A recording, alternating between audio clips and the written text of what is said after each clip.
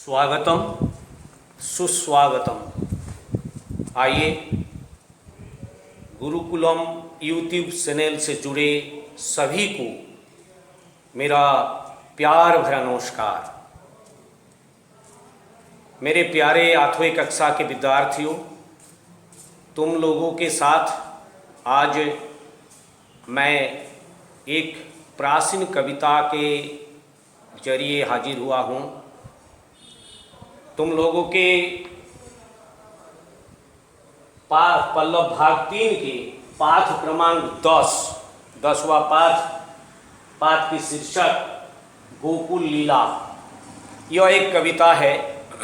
यह कविता प्राचीन कविता है और भक्तिकालीन कविता है। तो इस कविता के कवि सूरदास जी है। सूरदास जी जन्मांध थे। सूरदास जी भगवान श्री कृष्ण के दिव्य शक्ति दिव्य दृष्टि मिलने वाला जरूर है, इसलिए कि उन्होंने जन्मांध होकर भी श्री कृष्ण के बारे में जितने रचना प्रस्तुत की है, उनकी जितने कृति है, ऐसा कृति दूसरों में नहीं मिलता है। मतलब कृष्ण भक्ति ये प्राचीन कविता में ये जो भक्तिकालीन कविता है, इनमें 2 भाग है मूलतः। पहला तो है जिसने भगवान की स्वरूप को मानते हैं, उसको उन लोगों को साकारपंथी कहा जाता है। और जिन लोगों ने भगवान के स्वरूप को निराकार समझते हैं, विश्व ब्रह्मांड व्यापी यही भगवान का स्वरूप समझते हैं, उन लोगों के लिए उन लोगों को निराकार पंथी कहा जाता है। लेकिन हमारे ये सूरदास जी साकार पंथी, मतलब भगवान की स्वरूप को मानते हैं। और भगवान की स्वरूप को मानते हैं सिर्फ श्री कृष्ण जी को, कन्हैया लाल जी को। अभी श्री कृष्ण के जन्माष्टमी चले गए हैं और ये श्री कृष्ण के बारे में इतना रसीले, इतना मनमोहक, इतना मधुर कविता लिखे हैं जिसका तुलना नहीं कर सकते। तो ऐसा हुआ कि सूरदास जी के जन्म के बारे में हमारे हिंदी विद्वानों में बहुत मतभेद देखा जाता है। ज़्यादातर लोग ने उनका जन्म दिल्ली के पास सिही गांव में मानते हैं। लेकिन 1478 ईसाई में, मतलब 1478 ईसाई में उनका जन्म रुनकता या रेणुका नामक जगह में हुआ। कोई विद्वानों ने ऐसे मानते हैं और ज़्यादातर विद्वानों ने दिल्ली के पास सिही में उनका जन्म मानते हैं। और उनका मौत 1583 ईस्वी में, मतलब 1583 में पारसूली में उनका देहांत हुआ था।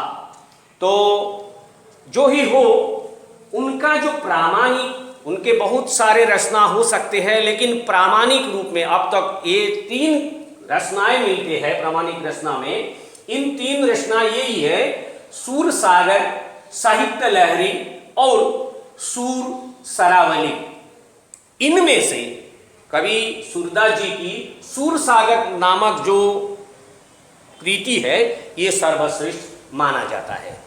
कबीरदास जी, ये प्राचीन कवि में कबीरदास जी भगवान की स्वरूप स्वीकार नहीं करते, लेकिन हमारे ये सूरदास जी ने भगवान की स्वरूप मानते हैं और उनके लिए श्री कृष्ण ही भगवान हैं। और श्री कृष्ण के जितने सारे गुणावली उनकी कृति में पाया जाता है। उनकी भाषा ब्रज भाषा है।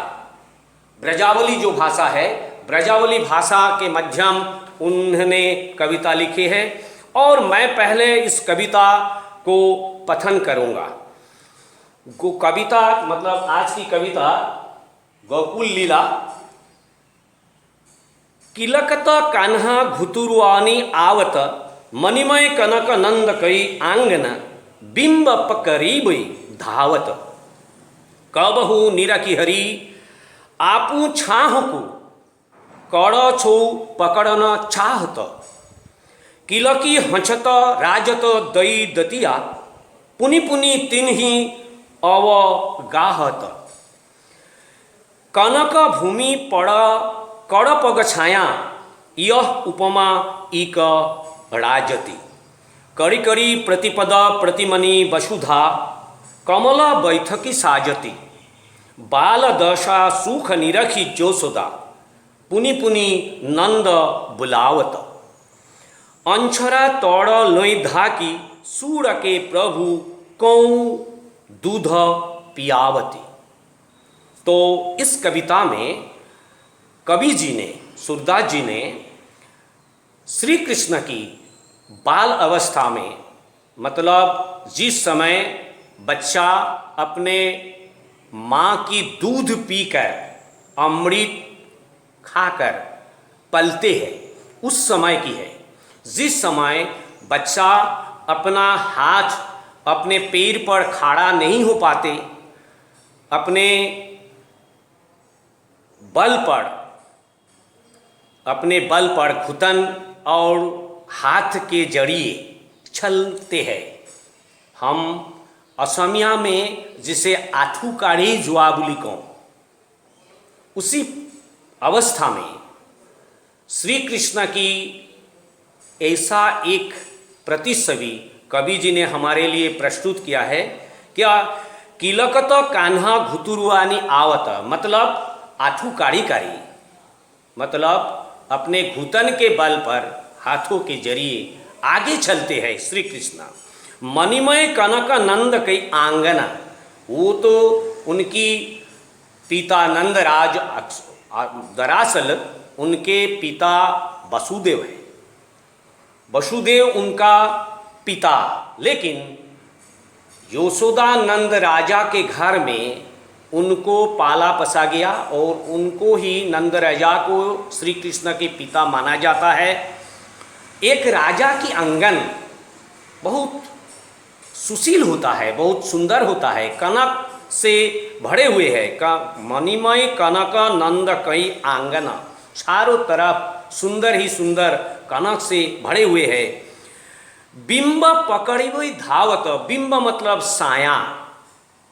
जब हम अपना साया, हमारे हर चीज़ों का साया प्रतिबिंब निकलते हैं, ये प्रतिबिंब जो एक बत्ती इधर जलाया जाए और यहाँ पुस्तक रखा जाए तो इसमें जो साया आते हैं इसे प्रतिबिंब कहते हैं। मतलब उस चीज़ों की उस छाया, तो ये प्रतिबिंब बिंब पकड़िबो धावत, श्री कृष्ण अपना छाया को देखकर पकड़ने के लिए आगे चलते हैं। और कबहू निरखि हरि, कभी कभी रुक जाते हैं और देखते हैं छाया किधर है। आपू छाह को, उन्होंने अपने छाह को, प्रतिबिंब को देखते हैं। कौड़ा छौ पकड़ना चाहत, और धीरे धीरे आगे चलते हैं, हाथों से पकड़ने के लिए कोशिश करते हैं। किलकी हंसत राजत दो दतिया, कभी कभी हंसते हैं, ये छाह को देखकर हंसते हैं। और क्या करते हैं, पुनि पुनि तिन्हि अवगाहत, और धीरे धीरे जब छाया को पकड़ना तो संभव नहीं है तो आगे चलते हैं और धीरे धीरे आगे चलते हैं। कनक भूमि पड़ कड़ पग छाया, मतलब तो कनक मतलब स्वर्ण होता है, तो श्री कृष्ण के पद जहाँ रखते हैं वो ही कनक हो जाते हैं। कनक भूमि पड़ कड़ पग छाया, उनके हाथों से, उनके पैरों से जहाँ जिधर घूमते हैं चारों तरफ कनक ही कनक हो जाते हैं। यह उपमा एक राजति, यह एक उपमा है, एक तुलना किया जाता है। श्री कृष्ण जब अपने प्रतिबिंब पकड़ने के लिए चलते हैं तो ऐसी जो प्रतिछवि, ये जो छवि है, ये देखने में बहुत अच्छा लगता है और इसे बहुत सुंदर सुशील समझकर कवि ने इसे एक उपमा कहते हैं। तो बाल दशा सुख निरखी जोशोदा, बच्चों की ऐसी स्वरूप देखकर यशोदा ने बहुत अंतर में बहुत आनंद से भरा हुआ है और क्या करता है, पुनि पुनि नंदक बुलावत, अपने पति को बुलाते हैं, इधर आओ महाराज, इधर आइए, देखिए अपने बेटे ने किस तरह घूमते हैं। इस तरह अपने यशोदा अपने पति को बुलाते हैं। अंछरा लय धाकी, हमारे माता जो पहनते हैं, तो इसके ये जो हम असमिया में जिसे सादर कहते हैं, सादर के ऊपरी हिस्सा को अंचल कहते हैं।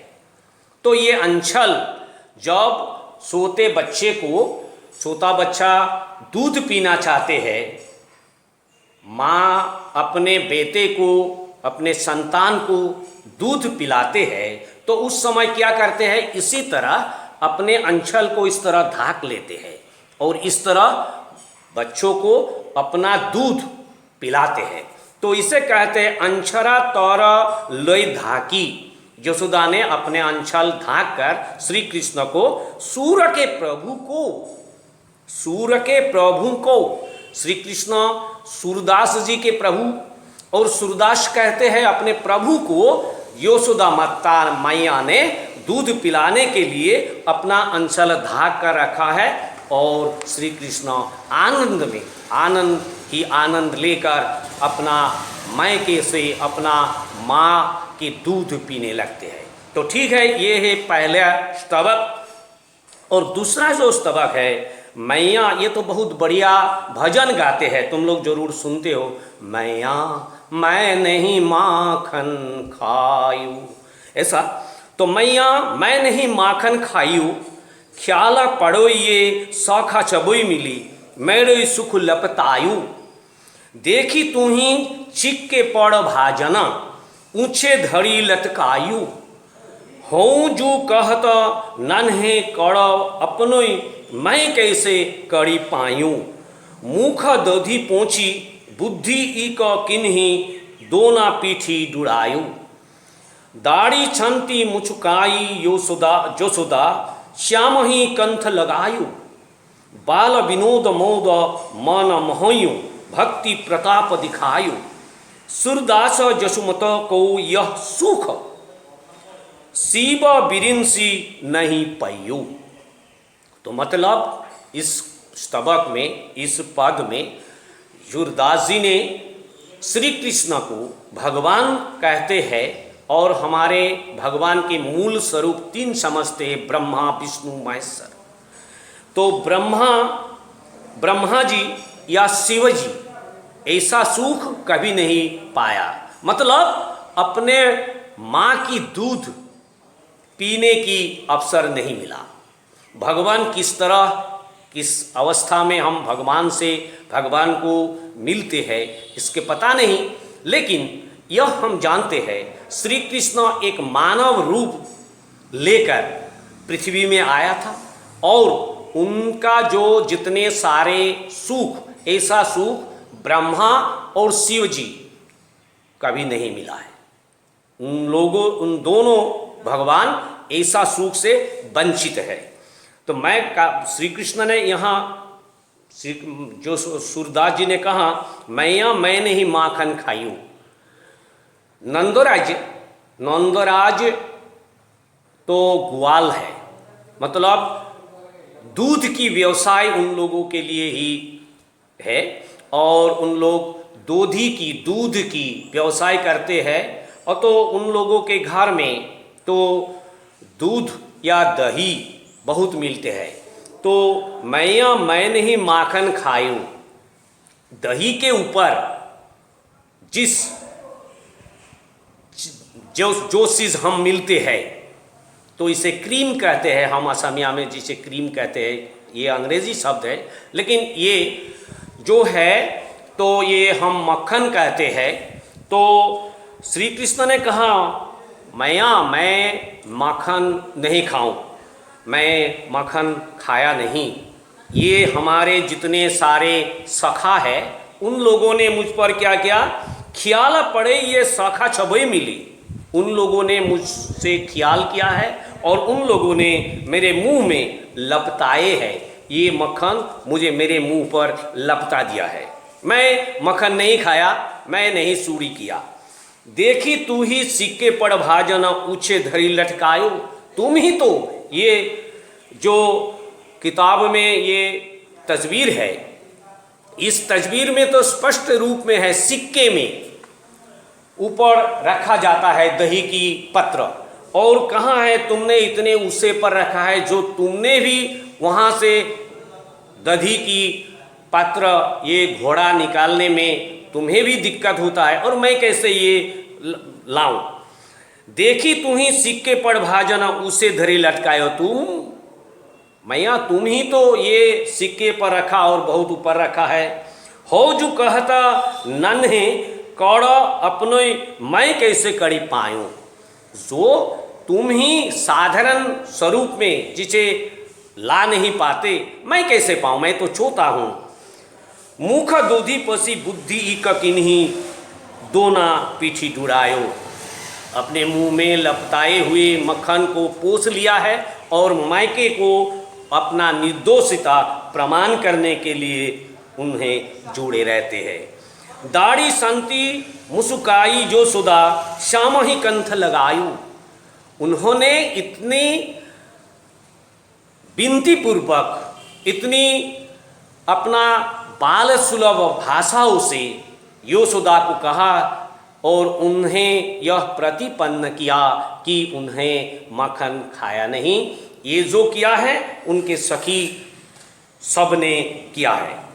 द बाल विनोद मोद माना मोहयू, और शिशु की ऐसी विनोदन देखकर, ऐसी हास्य स्वरूप को देखकर यशोदा अपने आप ही बहुत आनंदित हो, मन मोहयो, उनका मन श्री कृष्ण की इस लीला पर विमोहित हो गया है।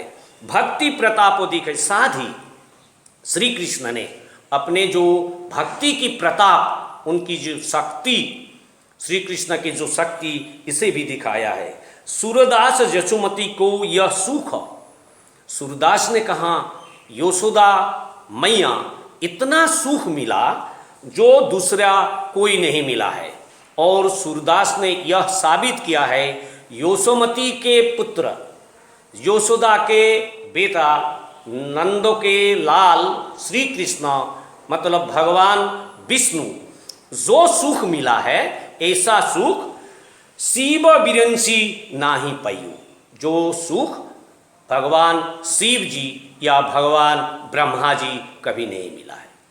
तो ठीक है, मैं सरलार्थ के साथ ये गोकुल लीला, भगवान श्री कृष्ण की जो लीला है, मतलब जो क्रीड़ा है, इसके बारे में सूरदास जी ने जो प्रस्तुत किया है, हम विचार इसके ऊपर रखने की कोशिश किया है। मैं आशा करता हूँ बच्चों तुम लोग सुना होगा, और इसके बाद जो क्लास मिलेंगे हम व्याकरण के साथ आएंगे।